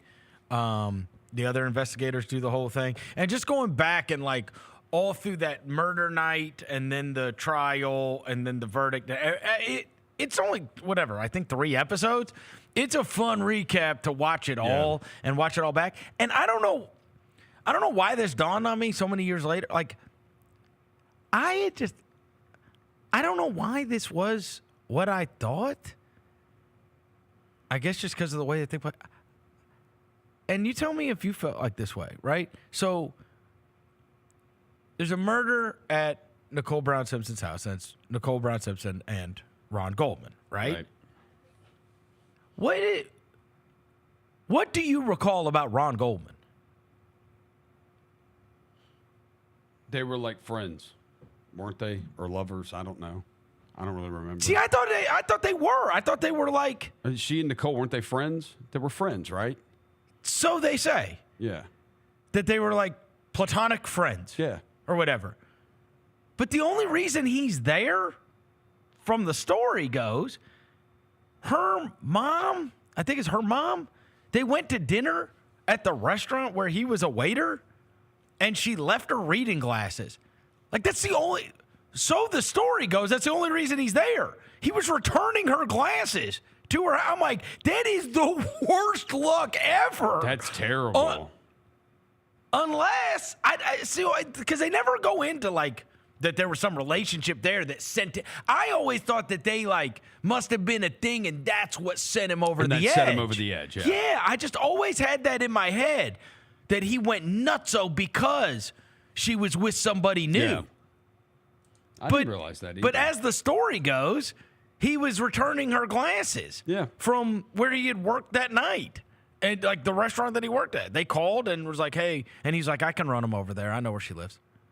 And so he was just running glasses over to her house. And I'm like, really?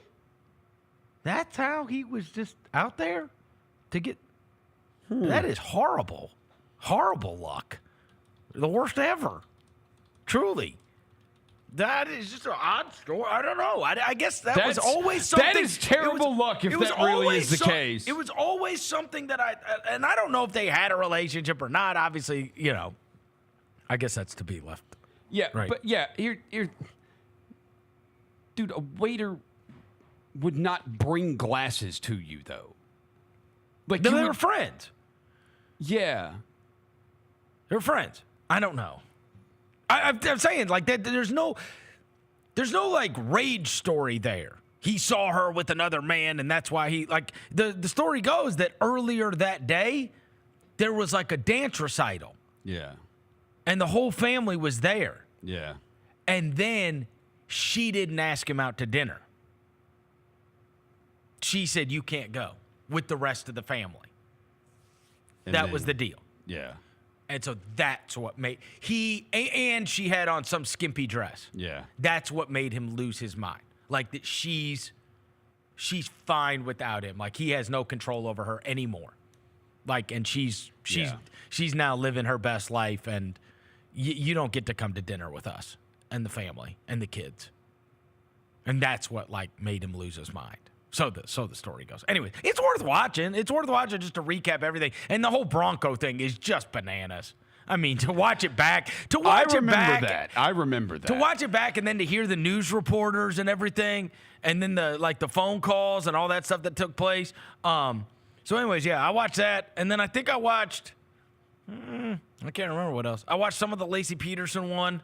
I like all those ones that are on Netflix, that are recounting all these like huge, American murder stories and whatever. Because I just don't remember so many details from all of this stuff. Yeah. And then I watched a golf movie, which you would have no interest. Tin Cup? No, it's called,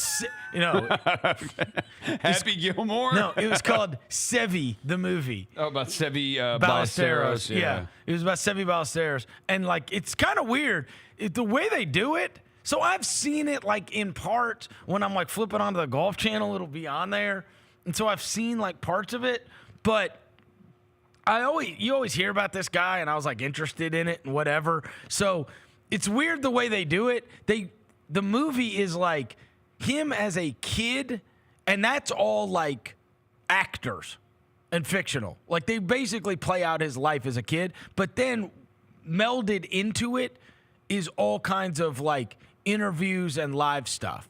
So they kind of like do a timeline of like, it'll be like the 76 Masters, the 80 Masters, the 86 Masters, whatever. And there's like him talking about his childhood and whatever else. But I mean, he grew up like poor, super working class family, farmers, 3 older brothers. And the reason he was like amazing at everything, like they say that he could like hit shots that like no one else could hit, and like everything around the green, he could just like pull shots like no one else ever. And like you watch the movie and you're like, oh, no wonder. He like practiced every single day, like either on the beach or like off of dirt or whatever, and he had one club. He only had a 3-iron. Huh. And so he was like crazy amazing. Then you gave him all the clubs, and he's like, I'm freaking awesome at this now. He's the greatest player ever. But it is kind of like, it's a very, the way they said it, it's like almost like a, I'm trying to think. Like, there's nothing bad in it at all. There's no like bad stuff. There's it's not a fully focused, story of who this individual was. It's none of the bad. Like nothing in there. He's like an absentee father or anything like that. I mean, he was like a world class like womanizer. Oh, yeah. Okay. He was like mega good looking, and he turned pro at like 17. Oh, so he was, yeah. Yes. All right. They said that he would go to tournaments. This is not in the movie, but in articles I've read, they said he would go to tournaments and there would be like hundreds of groupies. Like just dying for a chance at Sevi Ballesteros. No, He's like young Spanish, the best player in the world. Yeah. Like, and evidently he partook. Well, and thanks, Sevi. But none of that's in there, Yeah. right? He was like a super horrible guy to his caddies. None of that's in there. What would this be like? This would be like having a Tiger Woods documentary and leaving out all the womanizing too. Like there's anything Yeah, bad. It's yeah. just a hero worship thing. This is like how we used to do things, right? It's like when you watch like a Babe Ruth movie, right? They're not talking about. And then you read that Babe Ruth book. I remember reading it 100 years ago, and there's like that whole story of like him like running through their train as they were going to the next city, and there's like some chick comes out of the bathroom with like a butcher knife and she's chasing him through the train or whatever. It's like, wait, what? Yeah. Like these guys had, this is before we cared about everything, off the field, right? Or knew everything that was off the field. It was worth watching. I mean, he's a golf fan. I learned something about him, and it was fine. And it got my mind off of all these like stupid murder shows. I was pretty much watching those most of the time. And I was glad that I downloaded at least some stuff because, of course, the Wi-Fi didn't work on the plane. Of course it didn't. Why would it? Of course. Why would it not? Yeah, why would it work? Why would it work? Yeah, why Did would you that watch work? anything since we last left? Yeah, I watched last night. I watched 4 of the final 5 episodes of Cobra Kai. These are the last episodes. They did this last season. It's 15 episodes, and they're dropping them in 5 episodes increments. They drop part 3. And you watch all of it? Well, I've got one more left. Oh. I've got one more left. And? But I think they're doing it right. The show jumped the shark a long time ago. It did. No, it's freaking karate. It's ridiculous. But it's cool and it's fun and it's awesome. And I tell anybody to watch Cobra Kai. But I think they're ending it right. I think they are. Okay. How they ended the last episode, which how they're going to go into the series finale. I think they're ending it right. I also watched. I told Bennett I started watching this new medical drama on Max, The Pit. And it's freaking great. Oh, it's great. It's great. The Pit. It's great. It's supposed to be like this is what healthcare workers are in an emergency room in Pittsburgh. This is what it's like. It stars Noah Wiley, the dude from ER. He's freaking amazing in medical dramas. He's amazing at them. It's great. The Pit's great. All right. Grizzlies questions before we get out of here today. Yeah. Let me hear them. Fire them off rapid. All right. With 28 games left in 52 days, John Morant, does he play over or under 23.5? Under. Under 23.5, okay. Yeah, you're saying 5? Yeah. He missed 5. He would have to miss 5? He missed 5 of the I'll remaining say he 28. misses 5. Okay. The player who should play more.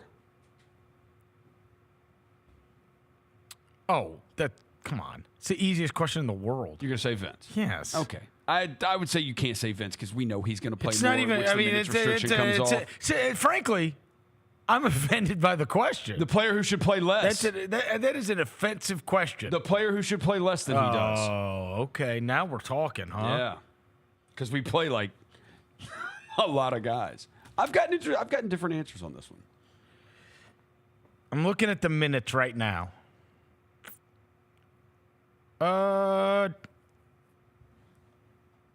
The answer's Wells.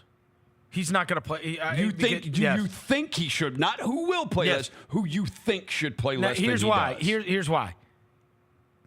There is a less than 0% chance he plays 26 minutes a game in the playoffs.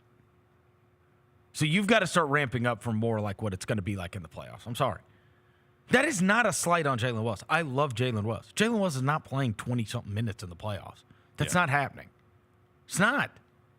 So you're going to have to ramp up Vince. You're going to have to ramp up Luke. Okay. When you get to the playoffs, I promise you, you know. I know. He's not going to be playing. You're not playing a rookie over 25 minutes in the playoffs. So that's an easy one to me. Those numbers are going to go down. Gigi's number will go down too. Now, but because he's missed so much time, you got to get him back out there. Gigi's still not in shape, in my opinion. I think it's because he's carrying all that extra weight on his upper body. But you got to get his minutes. Like he's gonna have to play just to get So he might be able to help you. Okay. But Wells has been playing starter level minutes. Yeah, no, he's been playing a lot. Yeah, and Vince and Luke will both get more run, I would think. Edey, okay, so here's another. Edey is playing 20.6 minutes per game. That's fine. Does he play more or less than that going forward? He plays less than that in the playoffs, but it's fine now. Okay. It's fine. Regardless of matchup, it does not matter about the matchup. You're the head coach, and they say, put our 5 best on the court. I am putting Ja, Bane, Jaren. Yeah. Yes. And Vince. I would put Brandon. You would say Brandon, okay. And Vince. No, I know. That's the one I've got. I've asked a couple of people around the office, and it's all Ja, Des, Jaren, Vince are unanimous, and that 5th one is different. Yeah, I would put Brandon. I think the numbers bear that out too. Okay. We're better when we play small like that. And Jaren and Brandon has been a great pairing for years. The number of wins it's going to take to get the 2 seed. We're a half game ahead of Denver right now. They're 3. And if you look at strength of schedule, it's like Denver has the 3rd hardest schedule. We have the 4th, or we have the 3rd and they have the 4th. We essentially have the winning. What's the record right now? We are 38-16. We're 36-18. Denver is 36-19. 36-18, so it's 54, 28 games. I'm going to say you've got to win. Yeah, Denver has the 3rd. Okay, Denver, the winning percentage they have left to play is .533. The Grizzlies, the winning percentage we have left to play is .533. All right, I'm going to say to get, I think you could get to if you go 17-11. 17-11. So it's 53. That'd be 53 and 29. Yeah. 53 and 20. You think that gets you the 2? Yeah. 53 and 29. I think 53. If you told me you give me a deal for 53, I think I can get to 2. Yes. Okay. What was 2 last year? 53? Let's see. I bet it was 50. I bet it was 53. Let's see. I don't know offhand. No. Here we go. I got it. 2 seed last year was 57. Oh, God. Dude, 53 would have gotten you the 4 seed last year. Oklahoma City and Denver both won 57. Minnesota won 56. Okay. Huh. I'll say 53 gets you 2. Don't you think? Gets you 2. That's 17 and 11. So, no, I will say. So we have. Because they would have to go 17 and 10. They would have to go 17 and 10. We have 12 games left against the 7 through 15 in the East and 11 through 15 in the West, and we're 23 and 3 against them this year. We've got 12 games left against them. If you go 10 and 2 in those, like you can easily. So that means you would go 5 and 11 in the others. Which you have. No, you're saying if you go 10 and 2. Okay, here I'll ask you. Against the top 3 in the East and the top 6 in the West, the Grizzlies are 4 and 11. We have 9 games against those teams left. 5 at home, 4 on the road. Yeah, I said I wanted 4. You say 4 and 5. Okay. I said I wanted 4 of those and that was schedule. If you look, the Oklahoma City game's horrible. Cleveland game horrible. There's a couple of those that are like at the end of road trips or end of 3 and 4 days, something like that. Okay, 4 through 6 in the East, 7 through 10 in the West. You are 9 and 4 against them so far. You have 7 left. 3 at home, 4 on the road. What do you think in those? I mean, I'd have to look at them specifically, but I would say you could go 5 and 2 in those. 5 and 2. Okay. And then you have 12 left against the rest of everything. You're 23 and 3 against that this season. 6 home, 6 road. So 9 and 3. 9 and 3. That's 14. That's 19. Okay. That gets you what? 19 and 9. But I mean that's 19 and 9. That would get you the 2, I bet. That easily should get you the 2. Well, 19 and 9 is the pace you're on. Yeah. What'd you say we're 36 and what? 36 and 18. We're literally win every 2 out of every 3. Yeah. 19 and 9. So if you win 2 out of every 3, yeah. That's literally the same. Yeah. That game you have left with Denver, you would be playing at the same pace that you've played so far, and you played a lot of those. You played the first part of the schedule. You had a lot of non-Morant games. Yeah, and the game, that game with Denver could be. We got 1 game left with Denver. I don't think you have to win 19, but I'd say I think 17. I think 53 gets you the 2 seed. Dude, that Denver game we have left. It's the next to last game of the season. Could decide the seeding. Second night of a back-to-back at Denver. Yikes. And our home game the night before is an 8:30 home game. Who? Minnesota on TNT. Yeah, so Thursday you can't sit guys for that. Yeah, Thursday night on TNT. Wow. And I think Jaren's going to make All-NBA. I do too. I'm looking at this. I do too. Like, look at the guys. No. There's a lot that have missed that aren't going to get to 65. Luka, Embiid, Paolo, Kawhi, Anthony Davis are all out. All out. He's going to make All-NBA. Yeah, he is. Are any of those that you disagree with? You personally. Forget I asked around the office. No. I think lineup, yes. I'm with you 100% on that. Okay. Minutes? You're with me? I feel like Vince is going to play more. Yeah. I feel like Vince is going to play more no matter what. Like, that's just a matter of a minutes restriction thing.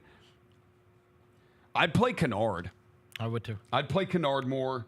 You're going to need him in the playoffs. Yeah, I'd play Kennard more than Wells in the play. Like, because you're going to play. Always need shooting. Yes. Always. And he's a veteran. They box it. Everybody is going to do boxes and elbows against you. Mm-hmm. And every year, every team that loses says we need more shooting. Like when every team. Like when you have Dez out, because I don't think you're going to play Ja, Dez, and Kennard together. But like when you take Dez out, bro, put in Luke. Or you can play them together for a little bit, but like every team says the only thing, the only problem with the Luke thing is if you play Ty Lue, if you play like some of these vet coaches, they're gonna spam you and they're gonna run every damn thing at him. But that's what Edey's gonna have to happen too. Yeah, they're gonna spam you until you get them out of the game. They're gonna get attacked, but they're young and it'll be their first time through. They'll catch their scars just like everybody else has to catch their scars, right? All right, let's go do it for today's show. Thank you to Devin Walker, who will be hopefully back tomorrow. Let's pray that you can make it back from Dallas-Fort Worth, where he is going to be at Desmond Bane's jersey retirement tonight. Congratulations to Desmond Bane on the shout out Des. Yeah, that's super cool. That's forever. It's forever. Your name is in the rafters at TCU. Thanks to John Roser across the glass. Hopefully they don't do like they did to Shannon in Illinois the other day. What? Did you see Terrence Shannon? They retired his jersey, but when they unveiled it, it was upside down. No. Yeah. Come on. Yeah, dude. It was upside down. It's like, what? Terrence Shannon Jr. And the jersey fell down and it's upside down. I did not see this. Yeah. Oh, that's the worst. Totally upside down. Yeah. Terrible. Yeah. That's forever. That is will absolutely live on forever, Terrence Shannon. Yeah. That's unbelievable. Who is he with now? He's with Minnesota. Minnesota, yeah. The Wolves. Yeah. Minnesota. I'll have to go look that. Oh, there it is. Wait, they printed it upside down? Yeah. And the jersey's upside down too. Look at it. Oh, no, okay. It's printed correctly. They just got to turn it around. They just got to turn it around, but they unveiled it like that when it flopped down like that when the jersey flopped out. He's looking right at it. I don't agree with retiring somebody's jersey 2 months after they leave. Yeah, I don't either. That's dumb. Yeah, they'd have to. If the only way I would have said that is if he had won them a national championship, then I'd be like, okay. All right. Let's go do it for today's show. Thanks to Jaylen back in the studio. Until tomorrow, we go.